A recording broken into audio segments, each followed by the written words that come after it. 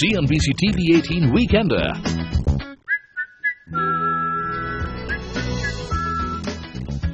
Welcome back to CNBC TV 18 Weekender. We are at Prahlad Kakar Scuba Diving Office in Bandra in Mumbai. Prahlad, you love scuba diving, don't you? How many times do you get to scuba dive?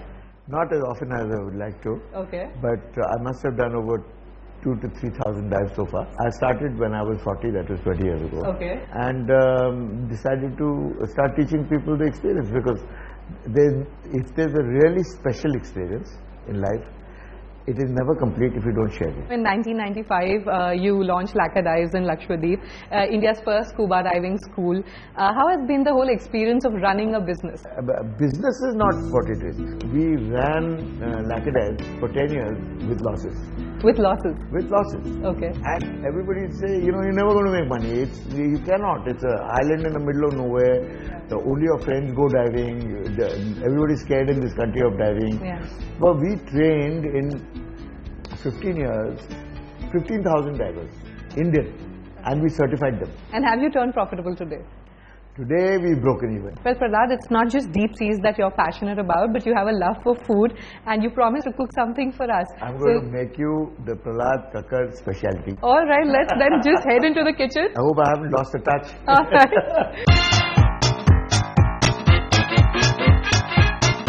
So, Prahlad, what are you cooking for us? My speciality is a soufflé omelette.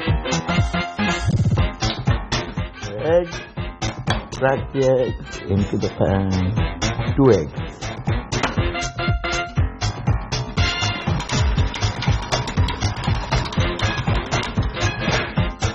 Okay. Now this is what the egg looks like. You have to make sure that the oil is hot. Okay. You have to put a little milk into it. Just add the creaminess to the egg. What is your favorite cuisine and what's your comfort food? Khichdi and stew. Okay. And the moongi dal ki khichdi, which my grandmother used to make. Raj, you know, your passion for food has led you to, be associated with a lot of restaurants. Tell us your forte, your entry into the restaurant business, and how has the journey been like? It all started from my mother's kitchen. Mm-hmm. And I used to be a Shikari, so I used to shoot, I used to hunt a lot of game. Okay. And as a Shikari, you're very particular about the game you hunt, because there's so much effort that goes into hunting the game. Yeah. That you don't want to give it to somebody to ruin it. Yeah. So you learn how to cook it. So tell us a story with Papa Pancho. How did that came into being, and what's the deal with the free dal? Well, Mamta, who is Secretary, who is my friend, yeah, she started, she had a clothes, she was a fashion designer actually. Okay. So she had a clothes, set up in Juhu. And it was called Wet and Wild. And it wasn't doing that well. So she decided to make it into a restaurant. Okay. So I told her, let's call it Papa Pancho. And by that name?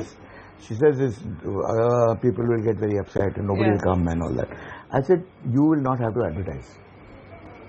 I said, trust me, because Pancho is the most versatile word in the Punjabi language. It is used as a term of endearment. It is used as an abuse. It is used as an exclamation. It is used as an adjective. It is used as appreciation. As a matter of fact, it's replaced the word darling in Punjabi. Yeah. So if you're calling people, "Oi, darling," you say, "Oh, Pancho." So there is a terms of endearment to it. We moved to Bandra. Yeah. And we realized that we didn't have money to advertise that we had moved and that it's the same and all this sort of rubbish. Yeah. So what we did was, we made a big handi of Marki dal, which was our favorite. Yeah. Okay. And that, became, which was our signature. And we put it in small coolers and distributed to 400 households.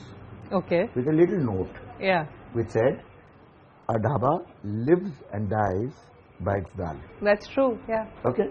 So, if you like our dal, you'll love everything else. Yeah. If you don't like our dal, don't bother to come. From the next day, it was full. And since then, you've been serving free dal?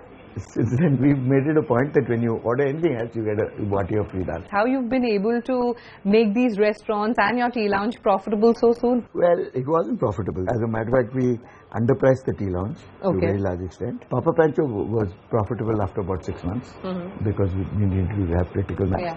And I think Mamta is doing a great job of continuing with the tradition of home cooked food, and the dal is remaining the same. Yeah. And most of the vegetables, and see, we serve vegetables which nobody else serves in a restaurant, but you only get at home. Yeah.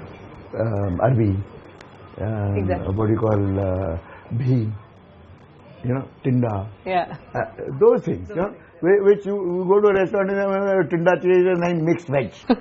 And there are about 5 different non-describable vegetarians all put in one slightly yellow gravy and served to you. And you're wondering what the hell it is. What's in the pipeline regarding the food business? Well, we were thinking, Mamta was very seriously thinking of franchising the restaurant and having 2 and 3 Papa Panchos. And she tried it actually. But it never worked because you can never give it that kind of individual attention. What would be your one piece of advice to all the restaurateurs there? Food is a very strange business. If you can crack the volume business without getting away too much from the taste, you're in clover, you'll make lots of money. But if you are into specialized business and if you make it very low cost, then you lose a lot of money. So you have to find a balance between buying and serving. What is the new trend that you're seeing in the food business today? We've actually got 10 acres of agricultural land. Half of it we're converting into a resort. Okay. And half of it will remain the farm. So that will be under what name? Not Papa Pancho? No, that's under Big Tree. Okay, Big Tree. And Lacadives. Okay, so and Big Tree will then, you can actually go in the morning, like you do a shopping thing with a basket, pluck your own vegetables, catch your own fish, milk your own cow, and do whatever else you want to, bring it back to the kitchen and say, I want you to cook it like this. And how soon will we see that opening? Soon, in a year I hope. Wow, you've done that beautifully, Prahlad. Well, it's with a prayer and a wing. Love the golden color on it. Yes. The motto of this whole cooking episode and my cooking life is just one which will go on my epitaph after I die. And it says, for all the guys out there who want to get lucky, menu cook, get more chicks, then menu pump iron. Remember that.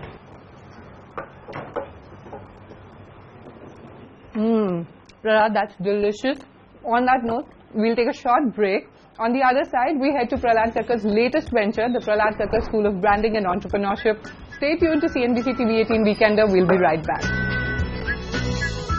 CNBC TV 18 Weekender.